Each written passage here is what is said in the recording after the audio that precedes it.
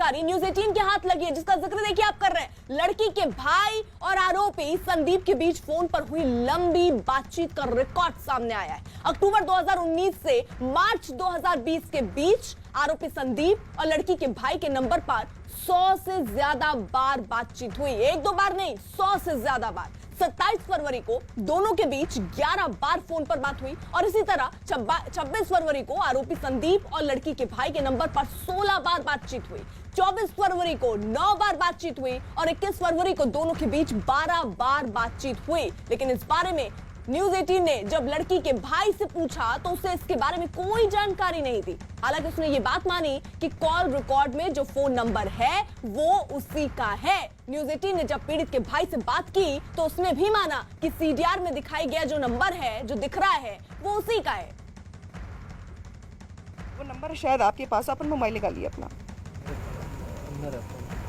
मैं दिखाती हूँ आपको। उसमें ये कहा गया है कि आपकी और पीड़िता का के जो भाई हैं, यानी कि आप दोनों की बातचीत संदीप के साथ लगातार हुई है। ये देखिए, मेरे एक बार कॉल डिटेल निकालो। ये देखिए, ये नंबर क्या पहचानते हैं आप? नहीं, नंबर तो मेरे को कौन सा है? ये वाला नंबर है? हाँ। अच्छा, इस कॉल डिटेल है इसकी? नहीं, कॉल डिटेल ये छोड़ दीजिए। किससे बात करी गई? हाँ, किससे बात करी गई ये बताया? नहीं, किससे बात करी गई ये नहीं, लेकिन आप देखिए साफ साफ ये दोनों नंबर पहचानने की कोशिश करिए आप। ये नंबर किसका है? 98 के। ये हमारा नंबर है। ये आपका नंबर है जी। अमित भी हमारे साथ, हमारे सहयोगी जुड़ चुके हैं, हाथरस में मौजूद है। अमित, पीड़ित के भाई से जब पूछा गया तो वो ये तो मान रहे हैं कि ये नंबर उन्हीं का है, लेकिन वो ये नहीं मान रहे हैं कि इसमें इतनी देर 100 बार बात हुई है।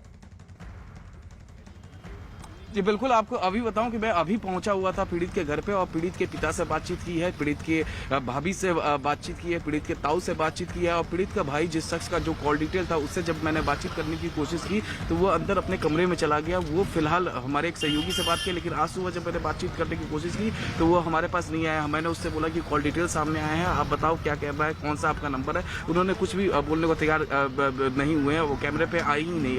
अब देखिए, जो दूसरी पहलू है, SIT की टीम जो है वो उसे 10 दिन का और अतिरिक्त समय मिल गया है। यानी SIT की टीम जो गैंगरेप की बात कही जा रही थी और जो तमाम दूसरी बातें कही है उसके अलावा भी निश्चित तौर पे SIT को कोई दूसरा सुराग मिला होगा और कोई दूसरे एंगल पर भी इन्वेस्टिगेशन कर रही होगी। क्योंकि जिस तरीके से कल हमने देखा था, बीते कल SIT की टीम भी यहाँ पहुंची हुई थी, उसने पीड़ित परिवार से पूछताछ की और उस जगह पर गई थी जहाँ पर पीड़िता का अंतिम संस्कार किया गया था। तो जाहिर तौर पर SIT की टीम को भी अलग सुराग मिले होंगे और इसी अलग सुराग की वजह से जो है वो उसका दायरा बढ़ाया गया है। तो इसके अलावा जो आज हम 4:45 पे शाम को जो खुलासा करने वाले हैं, जिस तरीके से शुरुआती दौर में जो लोग इस मामले में पूरे शामिल थे उनकी जुबानी हम देखेंगे कि क्या है ये पूरा मामला, किस तरीके से ये मामला है। लेकिन वहीं एक दूसरा गुट जो गांव में मौजूद है वो लगातार पंचायत कर रहा है और वो जिस तरीके से आरोपी संदीप और उस पीड़िता का भाई संदीप। अमित, मेरा एक छोटा सा सवाल, क्या परिवार के अलावा गांव के किसी लोगों से आपकी बातचीत हुई है? संदीप और इनके मतलब जो पीड़िता भाई है उनके संबंध कैसे थे? क्या वो आपस में मिलते भी थे, दोस्ती थी, किस तरीके के संबंध थे? जी बिल्कुल, मेरे गांव के काफ़ी लोगों से आज सुबह बातचीत हुई है। मैंने कॉल डिटेल के बारे में पूछा और जो तमाम दूसरी बातें हैं उसके बारे में पूछा उनसे, तो उनका ये साफ ये कहना है कि जो पीड़िता का भाई है उसका नाम भी संदीप है और जो आरोपी पक्ष है उसका भी नाम संदीप है। तो लिहाजा इस पूरे मामले में जिस तरीके से दिखाया जा रहा है, जिस तरीके से पेश किया जा रहा है वो बिल्कुल नहीं है।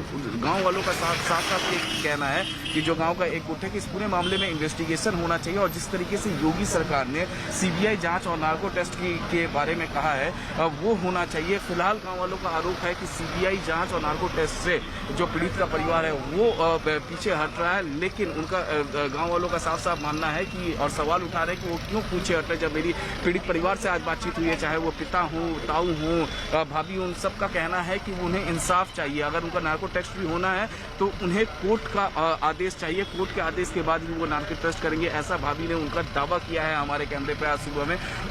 तो फिलहाल जो गाँव के लोग हैं, जो गाँव का एक गुट है, उनका साफ अमित रही आप हमारे साथ, यानी देखिए, और इसीलिए SIT ने और वक्त मांगा ताकि जांच अच्छे से सही दिशा में हो पाए, क्योंकि एक के बाद एक खुलासे हो रहे हैं। हाथरस केस से जुड़ा हर अपडेट, हर खबर देखिए news18.com पर।